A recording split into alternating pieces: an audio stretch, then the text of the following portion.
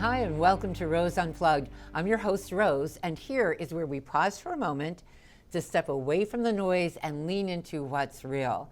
I've planned a very healthy show for you today, health that comes from peace and knowledge. And Dr. Peter McCullough will be joining us in the next segment. That's where we'll discuss getting healthy and staying healthy. But here, in the My Take segment, I want to talk a bit about staying healthy in our spirit. Over the last few years, I've purposely set my heart and mind to walk in holiness. It's no easy task, I assure you, but I counted on the fact that with Christ, all things are possible. I was choosing love over hurt and disappointment. I was choosing joy over my circumstances, and I was choosing trust over fear. In James 3:13, we're asked, "Who is wise and understanding among you?" If we truly are wise and understanding, there should be proof of it, right? And yes, there is, because as James writes, that proof shows up in our good conduct, in works done in meekness of wisdom. If that proof is missing, how do we gain the wisdom and understanding that we lack? A while back, I went through a situation that left me deeply saddened. I wasn't treated well by people who should have treated me very well, and it nearly crushed my spirit. I felt distraught, and honestly, I couldn't imagine getting through it. And I couldn't, not on my own. What carried me was the passage in James, especially chapter 3, verses 13 through 18. "Who is wise and understanding among you? Let them show it by their good life, by deeds done in the humility that comes from wisdom. But if you harbor bitter envy and selfish ambition in your hearts, don't boast about it or deny the truth. Such wisdom does not come down from heaven, but is earthly, unspiritual, demonic. But the wisdom that comes from heaven is first of all pure, then peace-loving, considerate, submissive, full of mercy and good fruit, and it's impartial and sincere. Peacemakers who sow in peace reap a harvest of righteousness." We need that so much right now. I had to break this down and really digest it. If I hadn't, I wouldn't have made it through that dark time. No matter who we're with or what event we're engaged in, we have one and only one obligation: to show good conduct. And that conduct flows from the meekness of wisdom. It isn't determined by your circumstances. It's determined by something and someone much greater than those circumstances. Meekness of wisdom. What does that even mean? For me, it meant setting Rose aside, my fears, my hurts, my wants. I had to become compliant and yielding, first to God and then to others. I had to be tamed. Only when that happened could I look at the people around me and actually live in the wisdom that comes from above. And only then could I be at peace. Scripture says, as far as it depends on you, be at peace with all people. That means it doesn't matter if the people around me feel the same way. It doesn't matter if they treat me well. Peace depends fully on me, on my choices to abide in it. If I can do that, then I've done my part. James goes further. The wisdom from above is gentle and willing to yield. We have to stop resisting and striving. We have to give God center stage in our circumstances, and we can be at peace and ultimately reap a harvest of righteousness. I love that image. Picture planting a crop by making peace. And people need that right now. That crop produces righteousness, a fullness in faith, a deep knowing that God has you no matter what's happening all around you. Paul talks about reaping a harvest from the choices and attitudes that we carry through our walk. And it all points back to wisdom and understanding. Galatians tells us the fruit of the Spirit is love, joy, peace, patience, kindness, goodness, faithfulness, gentleness, and self-control. These line up exactly with what James describes when we put aside bitter envy and selfish ambition. And like any crop, fruit requires planting and watering and fertilizing. And when we live this way, conducting our lives as God commands, He brings these gifts into our lives. And they truly are gifts. Holiness spreads through us and into others with compassion. Instead of reacting out of old habits and mindless anger, we respond with wisdom and understanding. And that brings us to our next conversation. In a world flooded with anxiety, conflicting health messages, and growing distrust, how do we care well for our bodies without living in fear? How do we pursue health with wisdom, discernment, and calm, rather than panic. Joining me next is Dr. Peter McCullough, a physician who has spent decades focused on cardiovascular health and patient care. So stay with us.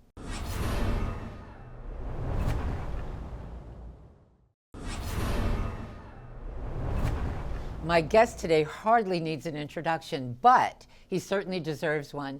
Dr. Peter McCullough is one of the most published physicians in his field, a cardiologist, internist, epidemiologist, and a relentless voice for medical transparency. Over the last several years, he has been at the center of some of the most consequential public health debates in modern American history. He's the author of Courage to Face COVID-19, Preventing Hospitalization and Death, while battling the biopharmaceutical complex, and New York Times bestseller, Vaccines, Mythology, Ideology, and Reality. Today, he joins us to walk through what he sees as a major turning point in American health policy and whether the first year of reform will prove significant. Dr. McCullough, welcome to the show. I'm so glad to have you on. Thank you. You know, when President Trump returned to office, he launched the Make America Healthy Again initiative. And under the leadership of Secretary Robert F. Kennedy Jr., the initiative set out to do something Washington rarely attempts, a structure reset of how America approaches health. And the message being, if we want a strong nation, we have to first restore the health of its people. So today, let's break down what's actually changed and what's still in motion, and whether these marks a lasting transformation in public health policy or just the beginning of a much larger fight. So first of all, Make America Healthy Again, reduce childhood vaccine schedule from 17 diseases to 11. Why is that significant? Well, thanks so much for having me on the program. And let me just say, I think one of the biggest facets of the Make America Healthy Again campaign is just to start the national conversation about getting more health. It's very important, actually, to start a national conversation. When you think about what the government can do to make citizens more healthy, it's pretty limited. You know, the government can't live your life for you. The government can't tell you what to eat or how to exercise. It's really up to us, individuals and families and parents with their children, to be setting the course for better health. But one of the first moves we saw in the administration, in the very first year of the Trump RFK administration, was a reduction in the vaccine schedule, the childhood vaccine schedule, which is something the government mandates upon children in most states where there is a recommendation from the CDC. It's written into state law. The children must have the vaccines to go to school. That's how it's translated through. And in some states, there are effectively no exemptions, like California, Connecticut, New York, Maine. And so, you know, it becomes a very big deal there. One of the tenets of MAHA, Make America Healthy Again, was to actually have freedom of choice on vaccines. Now, many states like Texas have philosophical, religious, and medical exemptions. So essentially, there is freedom when it comes to public schools. There's been an increasing concern that excessive childhood vaccination, which has been ramped up almost every year, there's more vaccines added to the program. Excessive vaccinations have been leading to some side effects like allergic diseases in children, food allergies, as well as potentially neuropsychiatric diseases like attention deficit hyperactivity disorder, autism, tics, and seizures. With that backdrop, the Advisory Committee for Immunization Practices, ACIP, worked to even just drop one vaccine from birth in children who didn't need it, which was the hepatitis B vaccine. And that met quite a bit of backlash from the medical community. So what happened is the McCullough Foundation had published a report on the risk factors for autism, a very comprehensive report. This is something that HHS had promised to do for decades, didn't do it. And we concluded that combination vaccination in susceptible children is a risk factor for the development of autism. We sent it to the White House, to HHS, Robert F. Kennedy. Within 17 days, the CDC changed its language on its website to say that the link cannot be ruled out. And then within 90 days, Trump just worked with Jim O'Neill, who at the time was the acting CDC director, and he trimmed the schedule. So from 17 vaccine-preventable diseases to 11, and then dropping the number of doses by 55. So the burden is reduced. Now, the children and families all have access to all the vaccines, but it's much more of a shared decision-making activity now as opposed to mandated. I've noticed that some pediatricians are very willing to work with new parents and determine what vaccines they could eliminate safely and which ones they absolutely should have. So I like to hear that. But let me ask you your professional opinion. Do you feel that this was a significant change then in the vaccine schedule? It was a significant change because it was the first retrenchment. Remember, vaccines were added and essentially never withdrawn. Yeah.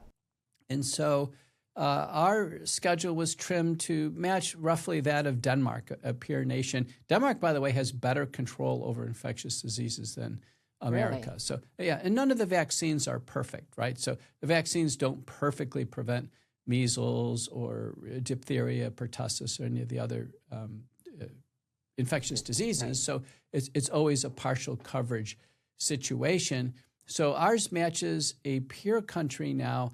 And I think it's significant because of the idea that doctors are told, now listen, you decide with your patients. And I can tell you as an adult medicine doctor, I have no difficulty deciding on who really needs the adult vaccines and who doesn't. I love that.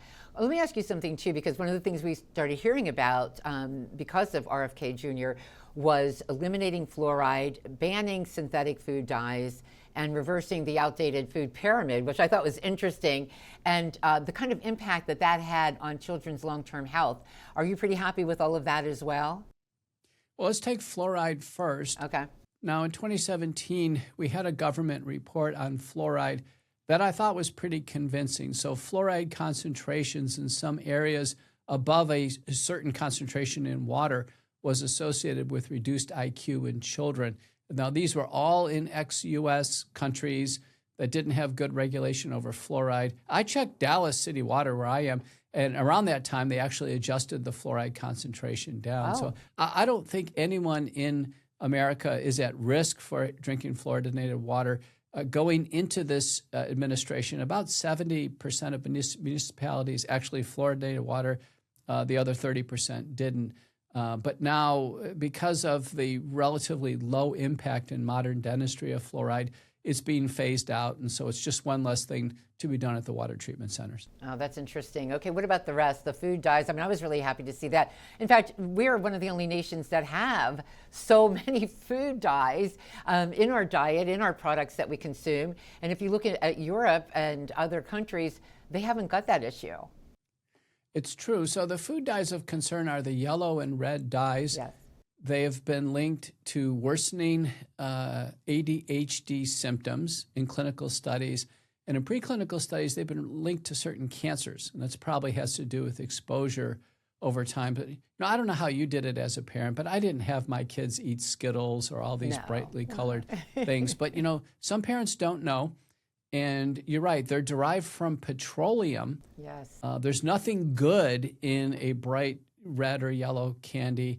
And there's other alternatives. So, for instance, there's natural red dyes that come from like beetroot extract red that actually are healthy.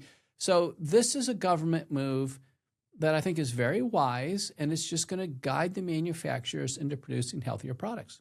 Yeah, I agree. I think it's interesting, too, that when you consider all of the foods that like when you start reading labels, Dr. McCullough, like you're blown away. I get scared. I get nervous. It's like, what can I actually buy? There's just so much. But I'm glad that we're making an attempt at all of this. Real quick before we go to break, I had Dr. Ben Carson on not too long ago, and we talked about the fraud that was discovered in the SNAP program, which is unfortunate. But we also talked about attempts to make what's available through SNAP healthier. I liked that. I was glad to see that attempt was being made. How did you feel about that? Remember SNAP, which is the supplemental nutrition, actually a food stamp program. Yeah. In Texas, that would be about $110 a month for groceries, supplemented by the government. You can't buy alcohol or tobacco with it. And the feeling is, well, you shouldn't be able to buy Doritos or Cheetos. These should be, if they're going to be used, ought to provide the staples of high-quality sources of protein, fresh fruits and vegetables. I think it's a good move. I think so too. I absolutely do.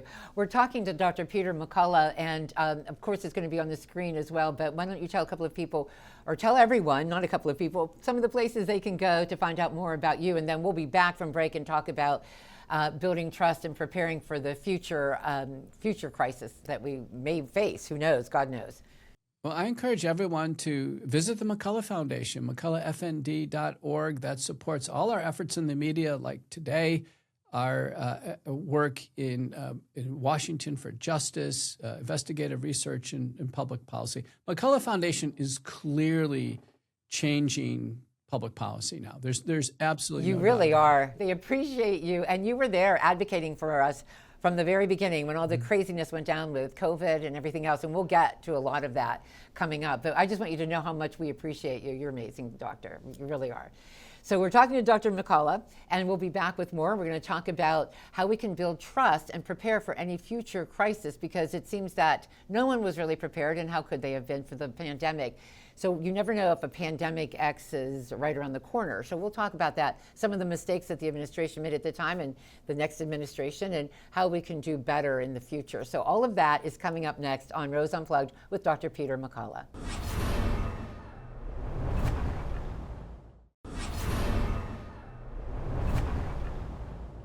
Dr. McCullough is with us today, and I want to shift the focus somewhere even more important to us, because no matter what happens in Washington, no matter who's leading health and human services, the real foundation of public health has never been government. It's personal responsibility, and it's informed citizens. But we've got to be informed properly, and that was one of the problems that we saw before. So, Dr. McCullough, one of the things that I want to talk to you about is how has the public trust in medicine collapsed? We saw it happen really through COVID, and we need to build that confidence back up again. I know that there's personal responsibility, but at the same time, we've got to be able to trust medicine, right? And those who provide.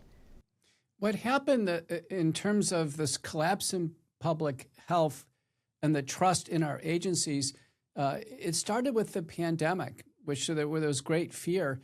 But, now we're 6 years into this, and the pandemic is still ongoing, the SARS-CoV-2 outbreak, the COVID-19 pandemic, and our government agencies still have not held publicly facing roundtables or town hall meetings or question and answer sessions.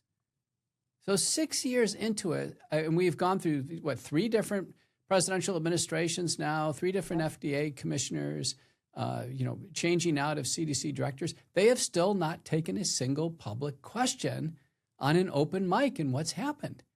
I mean, this is a stunning revelation. So, of course, trust has plummeted. Yeah. When our government officials, even Robert F. Kennedy Jr. now in his position, will not face the public. So the trust has absolutely plummeted. To make matters worse, the government actively suppressed all forms of prevention for SARS-CoV-2 and active treatment. The government sued nasal spray and gargle companies. They suppressed information on hydroxychloroquine, ivermectin. They suppressed early treatment protocols like the McCullough protocol.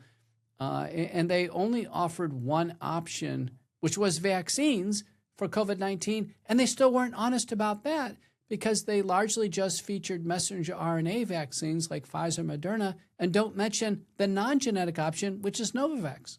And I've heard people, and I think even you have on this topic, discussed the fact that the administration at the time, which was Trump, and then of course even with the Biden administration, I think what we would have liked to have seen is a panel of doctors, a panel of professionals, people who really understood what was going on. Mm-hmm. And we didn't get that. We had one man assigned to this who wasn't even honest with us. And that, of course, was Dr. Fauci. But as you said, no one wants to answer any questions even still. And that concerns me. So 2 parts. Do you agree that there should be more of a panel, more of a collective conversation happening? And then secondly, should we not be getting the truth? And why aren't we? Well, gosh, that's a lot for 2 minutes. There's a lot to unpack there. Okay. But Rose, quickly, what we see in Washington is we don't see doctors with medical authority. Right. Now, this is important. Medical authority means they know a condition and they know how to treat it. So there's not a single doctor in Washington that actually ever saw a COVID patient or treated them. There's not a single doctor in Washington now that ever declined the COVID vaccine. They all took the vaccine without question. You know, in the first cabinet with Trump, the only person who did not take a COVID vaccine is the doctor. You mentioned him, Ben Carson. Ben did not take the vaccine. Yes, that's right. I had a personal conversation with him. But the doctors we have in Washington now don't have medical authority, and they also don't have the respect of other doctors in the community. And so that's the problem. That's where we are right now.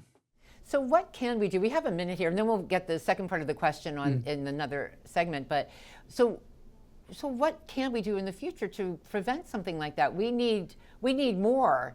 Well, yeah, you proposed it. I think the government needs to have oversight here.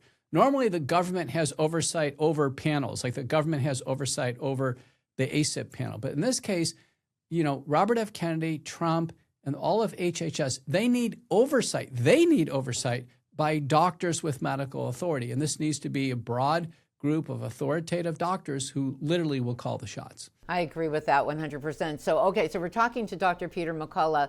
And when we come back, I do want to touch on no one really answering any questions or telling the truth about really anything. And I also want to talk about how we as individuals can assume agency over our own health. And there's so much more I want to talk to you about, Dr. McCullough. So we will get to all of that. You mentioned your protocol. Quickly, in 20 seconds, tell us where we can check that out. Well, go to my website. Some may want appointments or just learn more about McCullough Protocol, the innovations there, petermcculloughmd.com. Oh, that's perfect. Okay, so don't go away. We're going to stay with Dr. McCullough throughout most of the show, and we'll get some of the answers to those questions and a lot more. I want to talk about seniors and how they can protect themselves, since I'm getting there, in the future in their health. We'll be right back.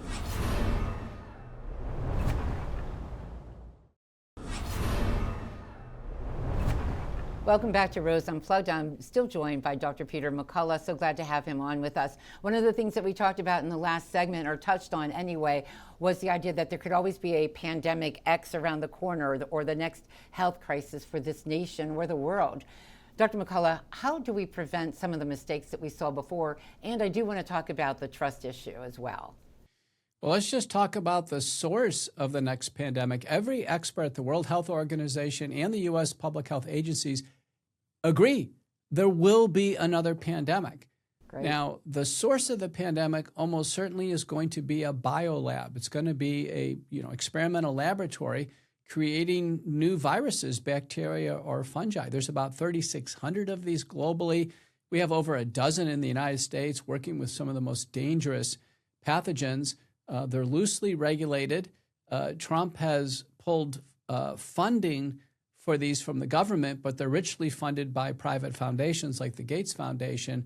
So I think the American public and the world is at risk for another leak from a biolab. That's probably going to be the source of it. The only way to make the world safe is to outlaw these or have heavy restrictions on them, just like we have for the development of nuclear weapons. Well, when you say that a lot of the funding comes from the Gates Foundation, there's some concern there. How much input do they have? If they're funding, how does that affect, the research or the development that we're looking at in the future?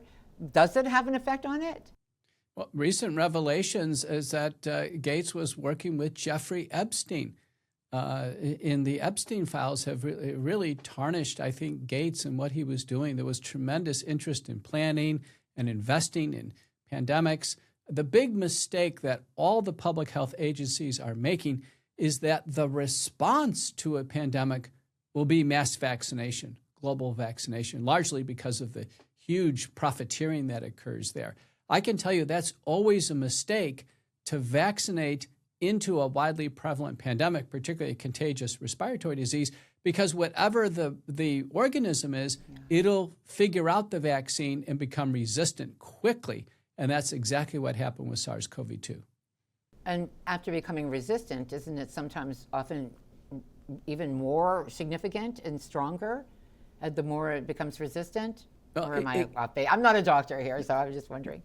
No, it can be. We were fortunate with SARS-CoV-2, it actually became milder. Now, the Omicron variants were so numerous, they quickly outsmarted the vaccine. So every time a new booster rolled out, it already was completely ineffective because the strain that it was coded for had already, left, and now we had a new strain in place. Okay, so you talk about this next pandemic, and you would think that we learned from the last one that you don't just do a blanket pandemic. And you and I have talked before, I could not take the COVID vaccine. And it was thankfully allowed for me to exempt myself because of a medical reason. But when we're talking again about a blanket vaccine for everyone, that concerns me greatly. It's true. You know, even not every child can take the measles vaccine. So there's a large segment of children who are immunocompromised for various reasons. They should not take any live attenuated vaccine, including measles, mumps, or rubella. So not everybody can take a vaccine. I didn't take the COVID vaccines because I didn't think they were safe to take. Plus, I already had the illness. It's a mild illness for young people like us who are fit and strong. So I didn't see the medical necessity, the clinical indication, and I didn't think it was safe. Okay, I appreciate that very much. Real quick, we have a little bit over a minute. Why is no one answering questions? You said that we're still asking people, even in this administration, questions about all of this, and we're not getting answers. They refuse to hold a town hall meeting. Or another vehicle is to hold a meeting for doctors, so-called Bethesda meeting. I've attended these in the past in cardiovascular disease. There have been no big meetings in Washington to review pandemic lessons learned, COVID-19 vaccine safety, to discuss the new food pyramid, or anything else. The policy making in Washington is largely insular. It's a small group of people writing policy, not getting others' opinions. Dr. Peter McCullough, we're going to come back. We're going to talk about seniors, how they can stay healthy, because we're living longer and the cost of taking care of someone as a senior is just so high these days. After having taken care of my dad with dementia, I felt it firsthand. So we're going to talk about that real quick in 30 seconds. Where can people find more information about you and what you've got to offer? Well, go ahead and check out my Substack. It's Focal Points. So go to www.thefocalpoints.com. Sign up. It's free. Get a newsletter every day in the morning and get prepared. Absolutely. All right. So this is Rose Unplugged. You're listening to Dr. Peter McCullough, someone who a lot of us have a tremendous amount of respect for. So we're anxious to find out the tips that he has for those of us who are getting a little older, even though he said we were young. And I like that you said that, Dr. McCullough. I appreciate that. So we'll be right back with more Dr. McCullough.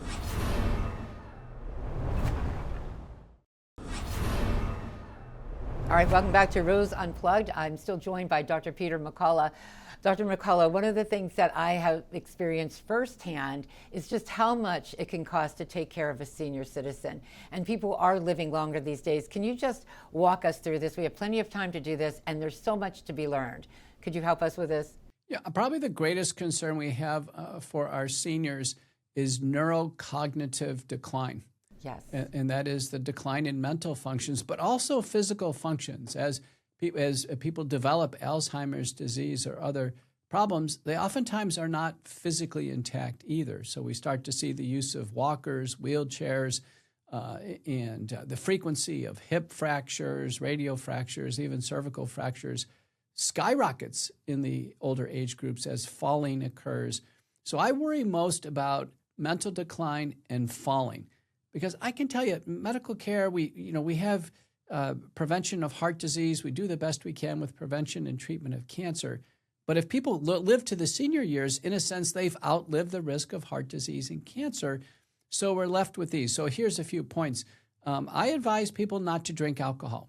By the way, alcohol consumption is plummeting in the United States. Every company making alcohol products, their stock is plummeting. It really is on the decline. Remember, the former Surgeon General actually listed alcohol as a risk factor for cancer, and it's true for head and neck and esophageal cancer. Okay. But alcohol is consistently linked as a risk factor for the development of dementia and cognitive decline, and also another problem, macular degeneration, or loss of eyesight. So I advise people not to drink alcohol. Another important observation is that daily exercise seems to have a major effect in preventing dementia. Most people with dementia have never exercised a day of their life, and you know who they are. They're in the senior care centers today. Yes. But I think by daily exercise through our 50s, 60s, and 70s, we may be able to reverse this. And of course, there's great interest in diet and supplements. I was just going to mention that because I've seen a couple of things that you've written about dementia, and having lived through that for 3 years with my father, I wonder too how much stress plays into it, because I know that he was always like a high-strung guy, stressed. And does that play into dementia? I don't know, but chronic stress does elevate cortisol levels and other, Okay. internal regulatory factors. It could play a role. But we now have an important genetic test called the ApoE4 polymorphism, so we can assess for risk of Alzheimer's. And we actually have an early blood test called TAU, T-A-U. Oh, really? So ask your doctors about that. Personally, Rose, both of my parents developed dementia. My dad died of it. My mom has it now. Really? And so I wonder if I'm next up. And so I know my ApoE4 status, but I don't know TAU, and I plan to ask for that when I see my doctor next. That's a good idea. I mean, is it ever too late to take make preventative care a part of your routine if you're afraid that you could also, that it's hereditary? In some ways, I guess it is, right? Dementia. No, there is a heritable factor. It's very strong in African Americans. But let me say, I think it's never too late. Okay. And even, sunlight, vitamin D, healthy diet, high quality sources of protein, fresh fruits and vegetables, daily exercise, even if one is starting cognitive decline, I think it can de-risk the situation. The worst is isolation, yes. Untreated depression, lack of social interactions. Then one gets into a very rapid downward spiral. That's an important point to make. And I know that my dad, we started noticing it during COVID, because he used to go dancing every week, couldn't wait to get there, was going out and having coffee with the guys at the Starbucks down the road. When that stopped, he got worse. So I think if you've got a parent at home and you know that they're not spending a lot of time with others, they're not socializing, they're not getting out, I think we should make that really a priority to make sure that they are doing those things. Because I think you're absolutely right, that the getting out there and socializing and the exercise are so very important. It's my observation that many times the senior doesn't want to do that. So that's my mom. She's in independent living.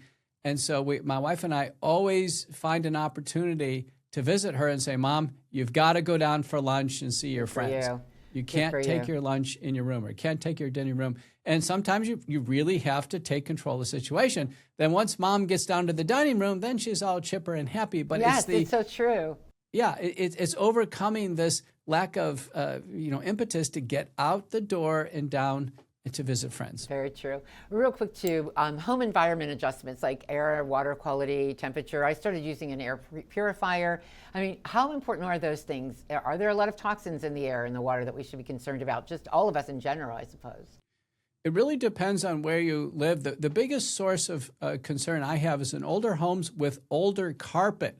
Remember, carpet traps all the allergens, dust mites, what have you. Some people's carpet is 20 and 30 years old.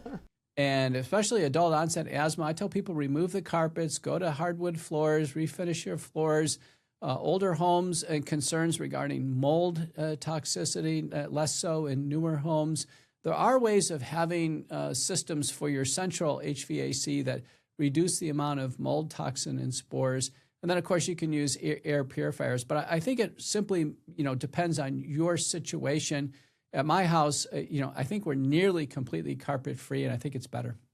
I agree with you. Okay, so how about the private sector innovations like the peptide-based regenerative therapies, and how do they complement like public health reforms? Are these necessary?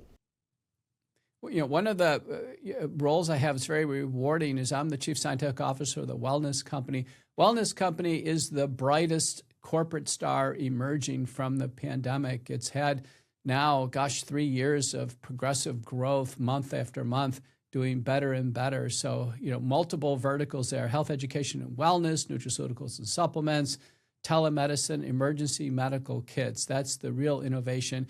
Wellness Company has an entire line of innovative peptide products for hair regrowth, for chronic gum disease, for aging joints. Yes. This is very, very exciting. So I think topical peptides, which are very safe, and there's now better vehicles to get them absorbed. Something called an aquasome allows them to survive the GI tract, the acid in the GI tract. And then, of course, there's IV peptides, and McCullough Foundation is partnered with Neo7 Bioscience. I think they're a leading company of offering targeted peptides. People can, electively do this for treatment of long COVID and vaccine injury if they're not responding to the McCullough protocol, the standard ultimate spike detox. And then additionally, people can elect to do this for advanced cancer when they've already exhausted all the chemotherapy, surgery, and radiation therapy options. Actually, I've sent someone to your site for that very reason, in fact. And your site is a wealth of information and also products, too. So real quick, we've only got 3 minutes left. Can we just talk about how to stay healthy this year? I mean, we're in a seasonal time right now, but even throughout the year, what is the best way for all of us just to maintain that level of healthiness? We've got about 2.5 minutes. Well, first of all, let's take diet. And now it doesn't apply to you, Rose, but does to me and so many others, is that we probably all could benefit from losing some weight. Yeah. So losing the weight, 80% of weight loss is through diet, 20% is through exercise. Diet is always divided into two parts. One is making healthy choices, but also reducing portions. So healthy choices, in my view, are high-quality sources of protein and fresh fruits and vegetables. That means eliminating sugars, starches, and saturated fat. So most people who are nice and lean don't eat bread and things made out of flour. They don't eat cookies, crackers, chips, or that's about 60% of the calories in most people's diet. And they don't eat kind of gooey, greasy meats or cheeses or rich desserts. And then, of course, reducing portions. Everybody benefits from exercise, even if it's a few minutes up and down the stairs. You can do, home alone, just go on the floor and stand up, do burpees, push-ups, sit-ups, and weights. We're the first generation to actually exercise for decades. So we don't know how well we're going to do, but it looks really good because our parents lived to their 80s and 90s with no exercise. There you go. Right. So things look very, very promising there. So I think these are some of the best things. Everybody should see their doctor and at least have some basic laboratories done once a year. Many people our age, twice a year. Okay, I like that. And I have to say that I have given up white flour. I had to because of my thyroid condition, but I was kind of playing with it and saying, I can do a little bit here and there. You cannot. And you can make it through without white flour. But I mean, my favorite things are everything you mentioned, cookies and crackers and pies and cakes. But you can do it. And we're very fortunate right now, Dr. McCullough, because there are a lot of gluten-free options out there. You still have to be careful, calories and all of that. But I feel healthier since I've cut that out, and dairy, the dairy cheeses. So Dr. Peter McCullough, thank you once more real quick. Where can we go to get all of this information? Well, I'd encourage the last segment we just talked about, the Wellness Company. So go to twc.health/focal points. Sign up as a member. Also get the newsletter from the Wellness Company and take a look at all the products that we discussed today. It is the company that represents health freedom, that represents MAHA, Make America Healthy Again. And so many people are joining and benefiting from the Wellness Company. They are indeed. Thank you so much, and God bless you. I appreciate everything you've done for this country and our health. Thank you, Dr. Peter McCullough. Appreciate you. All right, stay with Rose Unplugged, because coming up next is my final take. We'll wrap everything up that we've talked about during this program. And as always, you can always check me out at roseunplugged.com or sheiscalledbyhim.com.